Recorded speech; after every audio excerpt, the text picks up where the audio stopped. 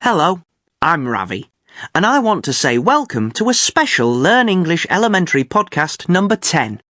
This is the last podcast in the first series, so today we're going to do something a bit different.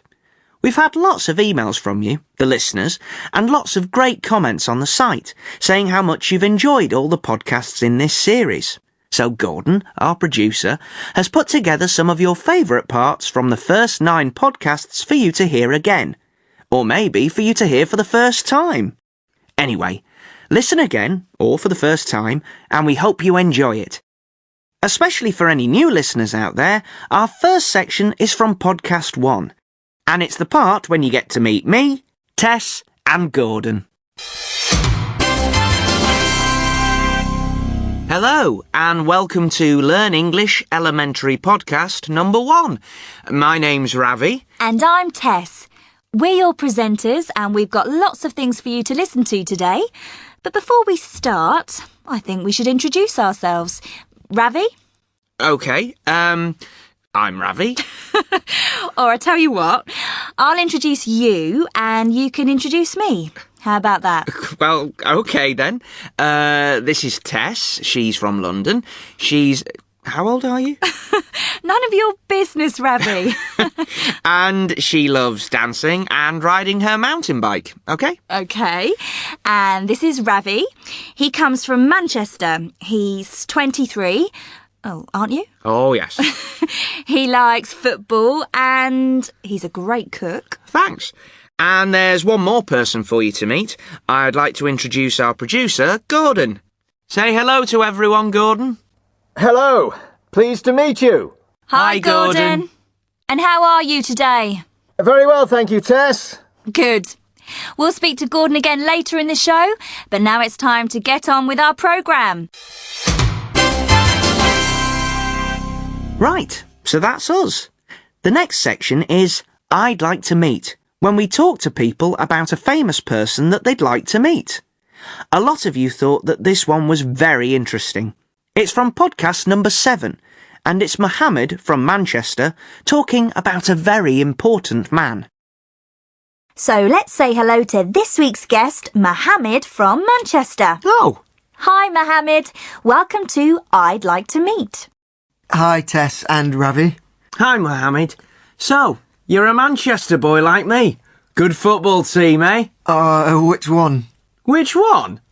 No. Don't tell me you're a Manchester City supporter. No! I'm afraid so. Sorry, Ravi. Ravi can't speak, so I'll continue.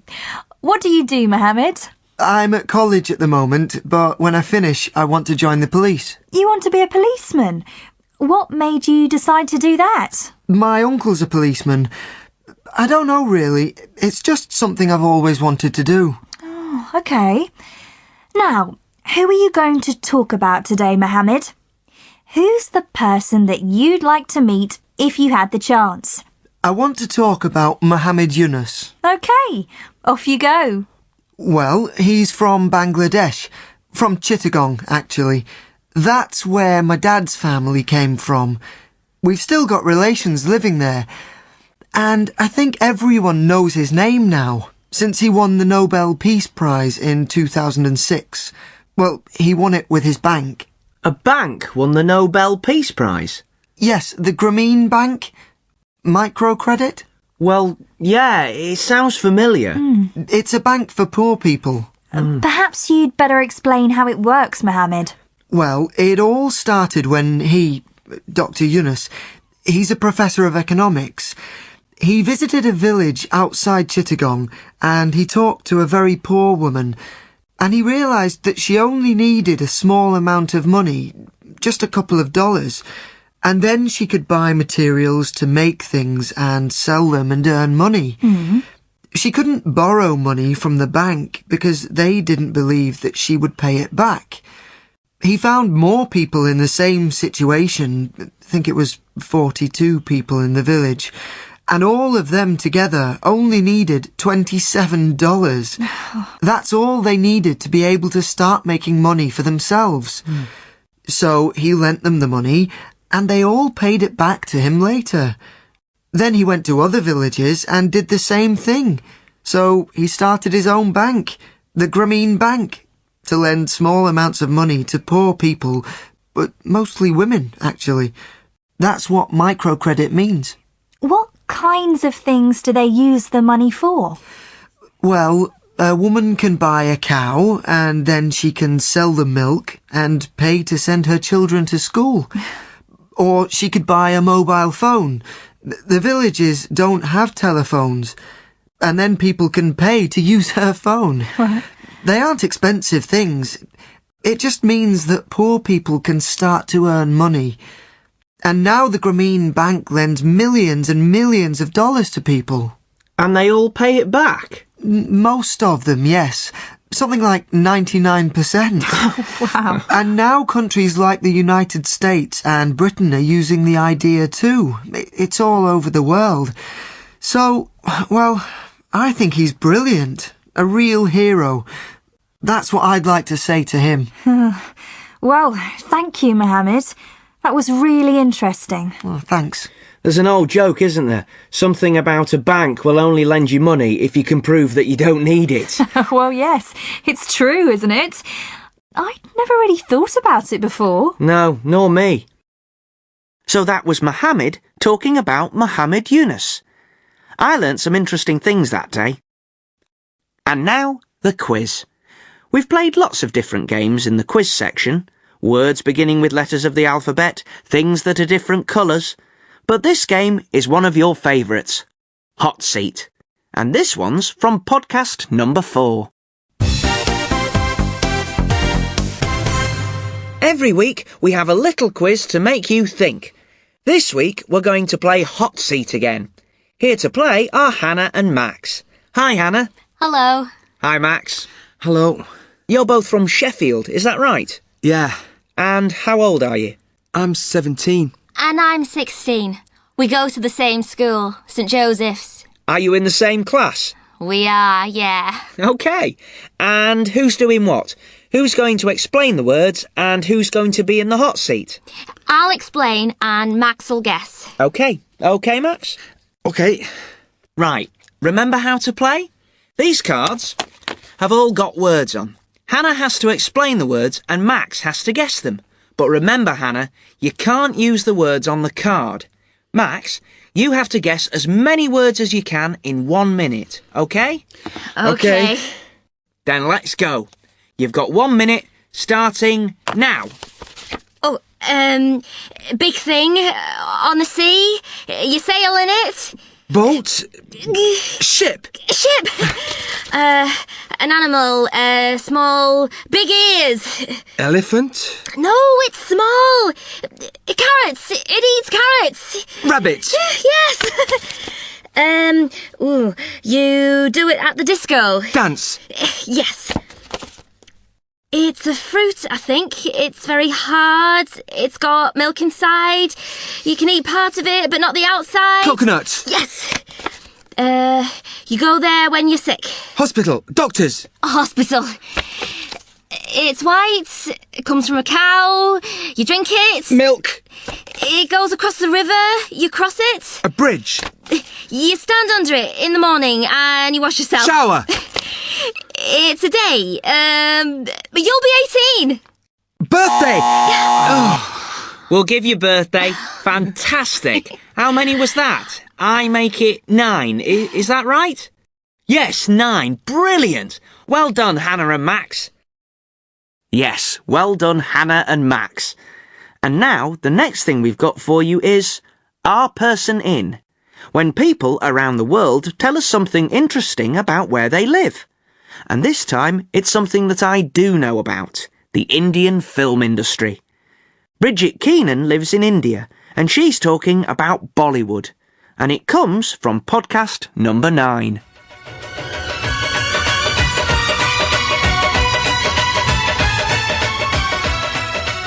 India is a nation of cinema lovers. Almost 40 million people go to the cinema each month, and India produces almost twice as many films each year as the USA. The Indian film industry is known as Bollywood, and you never feel like you are far from its influence. In cities, giant hand-painted images of Bollywood stars look down at the passing traffic, and in parts of India, film stars have used their popularity to start careers as politicians. Bollywood films are quite different to Hollywood films. Although the plots can be similar, the Indian films feature a lot more singing and dancing. There are usually 6 songs and at least 2 huge dance scenes. In fact, the stories are often very predictable and always have a happy ending. But that doesn't stop people going to see them. And going to see films is a special experience too, much noisier and livelier than British cinemas. The crowd will cheer on the hero through all the action scenes, whistle through the songs, and offer advice and support throughout the film. The audience can be as much fun as the film. That audience seems to be almost everyone in India, from the very old to the very young. In the countryside, there are touring cinemas, a lorry travelling with all the equipment to make a temporary cinema in a village for one night before moving on to the next place. It's a love of cinema shared by the whole huge country, unlike anywhere else in the world.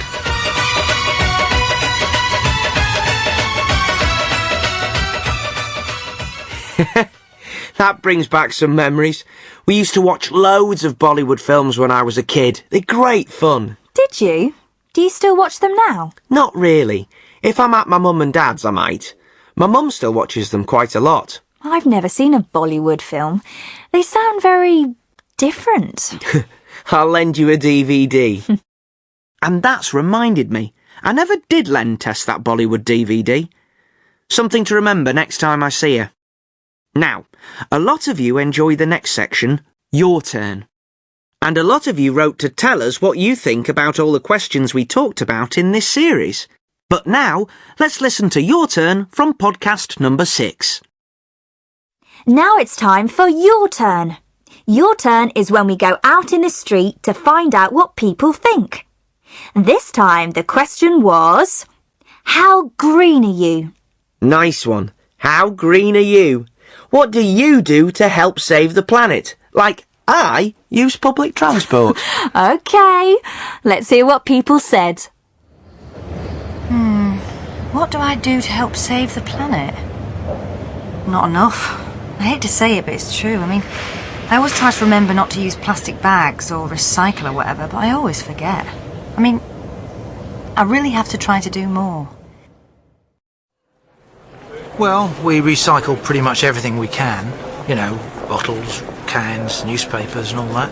But, to be honest, we don't do much else. I do as much as I can. You have to, you know. We all have to. I don't take short-haul flights anymore. I used to fly down to London quite a lot. And of course, I recycle and everything else I can. I know I'm not going to make myself popular saying this, but I don't really do very much.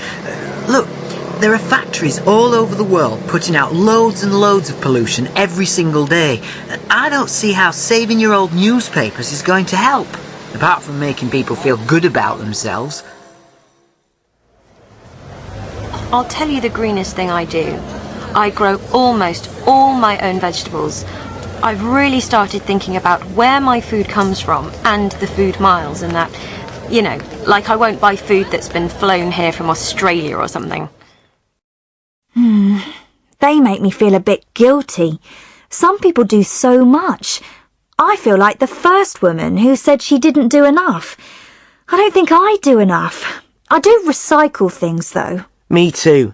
It's difficult, though, isn't it? Yeah. Anyway, remember, listeners, that we'd love to know what you think. How green are you? What do you do to help save the planet? You can write and tell us at learnenglishpodcast@britishcouncil.org. An interesting question. And don't forget, it isn't too late for you to send us your opinion about this or any of the other Your Turn questions in Series 1. We always enjoy hearing from you. Now, for my favourite part of the podcast, The Adventures of Carolina. A lot of you said that you liked this one the best. Carolina makes a mistake with her English, and it's from podcast number 7. OK, time now to find out how Carolina's getting on in Newcastle. Carolina, you might remember, is a student from Venezuela who's come to Britain to live, study and have fun. Last time we listened, Carolina joined some societies at the university, but this time she's not feeling too well. Hi, Emily. Hi. What are you doing here? I thought you had a seminar at 10 o'clock. I did, but I'm not feeling very well. Oh, bless you. You sound terrible. You'd better go to bed. Did you tell your tutor that you were ill? No, I was early. He wasn't there. But I left a note on the door. I said I was sorry, but I was very constipated. Constipated? Why did you tell him you were constipated? Well, because I am. See? I can't stop sneezing. You don't sneeze when you're constipated. Constipated means that you can't go to the toilet. You know, you're blocked. You know, you try, but you can't. Well, you know. Oh, no. I was thinking in Spanish. In Spanish, we say, I'm constipada. Well, in English, it's a cold. You say, I've got a cold. A bad cold. I knew that. I've got a cold. Oh, what a stupid mistake. It's because I'm ill. My head feels like it's full of, I don't know, cake. Cake? And I left a note on the door. Oh, everyone's going to laugh at me. No, they won't. Don't be silly. Everyone knows English isn't your first language. You made a mistake, that's all. But they won't know it's a mistake. They'll think I wanted to tell everyone that I was constipated, that I couldn't go to the toilet. I want to go home to Venezuela. Look, it's not 10 o'clock yet. I'll go to the room and take the note off the door and explain to... who? Professor Grogan. Room 102. It'll be too late. And you can go to the chemist's and get yourself something to take. Then come back here and go to bed. You look awful. Have some hot lemon and honey. That's what my mother always gives me. Okay. Thanks a lot, Emily. Good morning. Can I help you? Yes, please. I can't stop sneezing. Have you got anything I can take? Is it a cold or an allergy? It's a cold. I don't have any allergies, at least I don't think so. Have you got any other symptoms?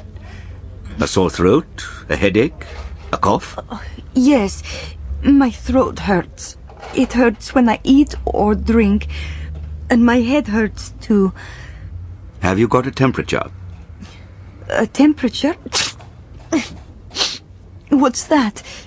I'm sorry, my English is terrible today. You know, have you got a high temperature? Do you feel hot? Is your face hot? You mean a fever? Yes, I think so. My face is hot, but my body feels cold. Okay. It sounds like a bad cold. Let's see.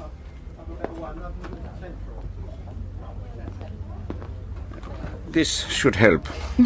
Are you allergic to any medicines? No, I'm not. No. How often do I have to take it? 2 spoonfuls 4 times a day. The instructions are on the bottle. Don't take it if you're driving. It might make you sleepy. That's okay. I just want to go to bed. Should I take anything else? Vitamin C will help. Here you are. Take one of these 3 times a day. And drink plenty of water. Where are you from, if you don't mind me asking? Venezuela. I've only been here a few weeks. Venezuela. I expect our English weather is a bit too cold for you then. Spend the rest of the day in bed and keep warm. You'll feel a lot better tomorrow. I hope so. If you still feel terrible in 2 or 3 days, then you should go and see a doctor. Thank you very much. And how much is that for the medicines? Oh, poor Carolina. It's terrible when you feel ill in a foreign country. I am constipated. Oh, stop it, Ravi. Yeah, you're right. It is quite funny, though. And she got some medicine, so I'm sure she's okay. Yeah. Ah, I'm constipated. I thought that was really funny when I first heard it, and it still makes me laugh now. Poor Carolina. Her English is usually so good. And talking about funny, at the end of every podcast, Gordon, our producer, tells a joke. Sometimes good, sometimes, well, terrible. But a lot of you wrote to tell us that you really liked Gordon's jokes, and there were 2 favourites. So let's listen to them both. This one comes from podcast number 1. Come on, Gordon. Are you ready? Yes, I'm here. I hope this is good, Gordon. How long have I got? 1 minute at the most. OK then. Right. A chicken walks into a library. A chicken? Yeah. A chicken walks into a library, walks up to the counter and says to the librarian, "Book, book." The librarian gives the chicken 2 books. She puts the books on the chicken's head and the chicken walks out of the library. 1 hour later, the chicken walks back into the library. It walks up to the counter and says to the librarian, "Book, book." The librarian gives the chicken 2 books and the chicken walks out of the library. An hour later, this happens again. Book, book. And the chicken walks out of the library with 2 books on its head. But this time, the librarian thinks, this is strange. So she decides to follow the chicken. She goes out of the library and follows the chicken. The chicken crosses the road, walks along the street, turns the corner until it comes to the lake. Sitting by the lake is a big fat frog. The chicken gives the books to the frog, and the frog looks at them and says, "Read it. Read it." Oh, Gordon! That's terrible! Don't worry about Tess. She always says Gordon's jokes are terrible. And here's your other favourite. It's from podcast number 2. OK then, Gordon. Let's hear your joke for today. OK. It's a camping joke. Tess, you'll love it. Come on then. Well, Sherlock Holmes and Dr. Watson are on a camping trip in the countryside. Late at night, Holmes and Watson are lying on their backs, looking up at all the stars in the sky. Sherlock Holmes says, "Dr. Watson, look at all the stars and tell me what important question we have to ask." Dr. Watson says, "Well, OK. There are millions and millions of stars in the sky. No one knows exactly how many. There are planets out there that no one has seen with a telescope. Maybe there is a planet somewhere that is just like Earth. I think the question we have to ask is there life in another part of our universe?" And Sherlock Holmes says, "Watson, you idiot. The question we have to ask is, where is our tent?" That's quite good, actually, Gordon. Not bad. I think that's my favourite, actually. And I hope you liked it too. Well, that's all for today. Usually, Tom the teacher comes along to talk about the language that you've heard, but this podcast is a little bit different. I hope you've enjoyed our Learn English Elementary podcast Greatest Hits, and I hope you'll go back and listen to more of them again. You can go to the previous podcast section on the website and listen to any of them. And you can hear Tom the teacher's comments and advice there. So that's all from me. See you next time in Series 2. Bye!